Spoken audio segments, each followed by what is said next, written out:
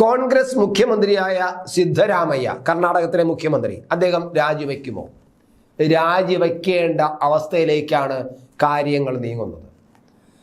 അതായത് സിദ്ധരാമയ്യക്കെതിരെ വിചാരണ നടത്താൻ ഗവർണർ അനുവാദം നൽകിക്കൊണ്ട് ഉത്തരവ് പുറപ്പെടുവിച്ചിരുന്നു. പക്ഷെ ആ ഉത്തരവ് റദ്ദാക്കണമെന്ന് ആവശ്യപ്പെട്ടുകൊണ്ട് നിയമസഭ പ്രമേയം പാസാക്കുകയും സിദ്ധരാമയ്യ ഹൈക്കോടതിയിൽ പോവുകയും ചെയ്തു. മനസ്സിലായല്ലോ? അതായത് സിദ്ധരാമയ്യ ഒരു വലിയ അഴിമതി കേസിൽപ്പെട്ടു. അഴിമതി അദ്ദേഹത്തിൻ്റെ സ്വന്തം ഭാര്യയ്ക്ക് ഗുണം ചെയ്യുന്ന കോടിക്കണക്കിന് 5000 കോടി രൂപയുടെ ഗുണമുണ്ടാകുന്ന ഒരു അഴിമതിക്ക് ഈ സിദ്ധരാമയ്യയുടെ ഭരണകൂടം കൂട്ടുനിന്നു. അങ്ങനെ കൂട്ടുനിന്നപ്പോൾ അത് രാജ്യത്തിൻ്റെ ഖജനാവ് കൊള്ളയടിക്കണമെന്ന് പറഞ്ഞുകൊണ്ട് ഹർജികൾ വന്നു, പരാതികൾ വന്നു. അങ്ങനെ ഗവർണർക്കും അതനുസരിച്ച് നിരവധി പരാതികൾ എത്തി. അതിൻ്റെ കൃത്യമായ രേഖകൾ വെച്ചുകൊണ്ട് ഈ അവിടെ മൂഡ എന്ന് പറയുന്ന ഒരു സ്ഥാപനമുണ്ട്. അതായത് മൈസൂർ അർബൻ ഡെവലപ്മെന്റ് അതോറിറ്റി എന്നാണ്. ഈ മൈസൂർ അർബൻ ഡെവലപ്മെന്റ് അതോറിറ്റിയാണ് അവിടെ വികസന പ്രവർത്തനങ്ങൾക്കുള്ള ഭൂമി കണ്ടെത്തുന്നതും അങ്ങനെ ഒഴിപ്പിക്കുന്ന ആൾക്കാർക്ക് പകരമായിട്ട് ഭൂമി കണ്ടെത്തി കൊടുക്കുന്നതും ഈ മുദ എന്ന് പറയുന്ന MUDA എന്ന് പറയുന്ന മുദ എന്ന് പറയുന്ന മൈസൂർ അർബൻ ഡെവലപ്മെന്റ് അതോറിറ്റിയാണ്.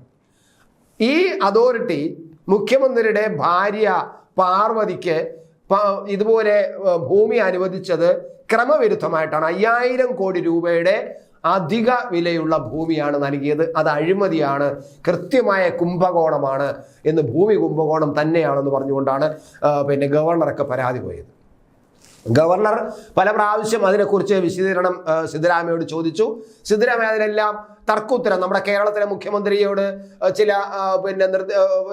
കാര്യങ്ങൾ നമ്മുടെ ഗവർണർ ആരിഫ് മുഹമ്മദ് ഖാൻ ചോദിച്ചാൽ മൈൻഡ് ചെയ്യാറില്ലല്ലോ. ഇപ്പോഴും ഈ ADGP വിഷയമായിട്ട് ബന്ധപ്പെട്ടും 1-2 കാര്യങ്ങൾ ചോദിച്ചു, മൈൻഡ് ചെയ്തിട്ടില്ല. അതുപോലെ സിദ്ധരാമയ്യയും അവിടുത്തെ ഗവർണറായ താവർചന്ദ് ഗെഹ്ലോട്ട് കാര്യങ്ങൾ ചോദിച്ചു. പക്ഷെ അപ്പോഴെല്ലാം സിദ്ധരാമയ്യ മറുകൃതി പറയുകയും അതിന് താല്പര്യം എടുക്കുകയും അതിന് മറുപടി കൊടുക്കാതിരിക്കുകയാണ് ചെയ്തത്. അവസാനം അദ്ദേഹം ഹൈക്കോടതിയിൽ ഇയാളെ കുറ്റവിചാരണ ചെയ്യണം, അതിന് ഗവർണർ അനുവദിക്കണമെന്ന് പറഞ്ഞുകൊണ്ടൊരു ഒരു പ്രധാനപ്പെട്ട ഒരു ഹർജി രീതിയിൽ തന്നെ ഗവർണർക്ക് ഒരു ഹർജി എത്തി.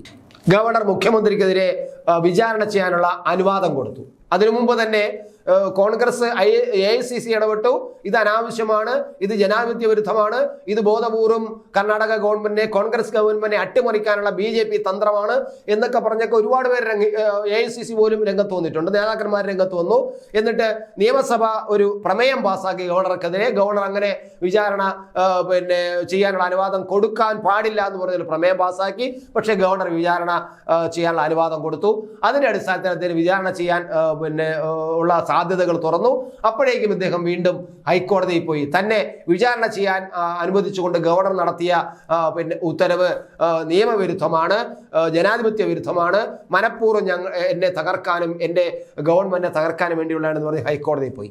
ഹൈക്കോടതിയിൽ ചെന്നപ്പോൾ ഹൈക്കോടതി അത് ഗവർണറുടെ തീരുമാനത്തെ അംഗീകരിച്ചുകൊണ്ട് സിദ്ധരാമയ്യയെ വിചാരണ ചെയ്യുക തന്നെ വേണം എന്ന് പറഞ്ഞുള്ള ഉത്തരവാണ് കഴിഞ്ഞ ദിവസം പുറപ്പെടുവിച്ചത്. അതൊരു വല്ലാത്ത ഉത്തരവാണ്. ഗവർണർ എടുത്ത തീരുമാനം ശരി വെച്ചുകൊണ്ടുള്ള അതായത് ഈ സിദ്ധരാമയ്യക്ക് എതിരായിട്ടുള്ള തിരിച്ചടി എന്ന് പറഞ്ഞാൽ പോരാ, തലക്കിട്ടടിയാണ് അവിടുത്തെ ഹൈക്കോടതി കൊടുത്തിരിക്കുന്നത്.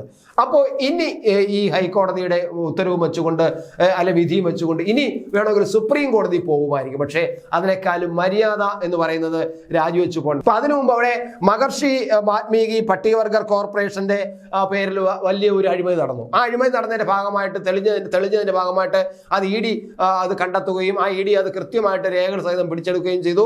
അതിന്റെ അടിസ്ഥാനത്തിൽ പട്ടികവർഗ വകുപ്പ് മന്ത്രിയായ B. നാഗേന്ദ്ര രാജിനെ അറസ്റ്റ് ചെയ്യുകയും ചെയ്തു. അതോടുകൂടി അയാൾ രാജിവെച്ച് പോവുകയും ചെയ്തു. അതുപോലെ രാജിവെച്ച് പോകേണ്ട ഒരവസ്ഥയാണ് സിദ്ധരാമയ്യക്ക് വന്നിരിക്കുന്നത്.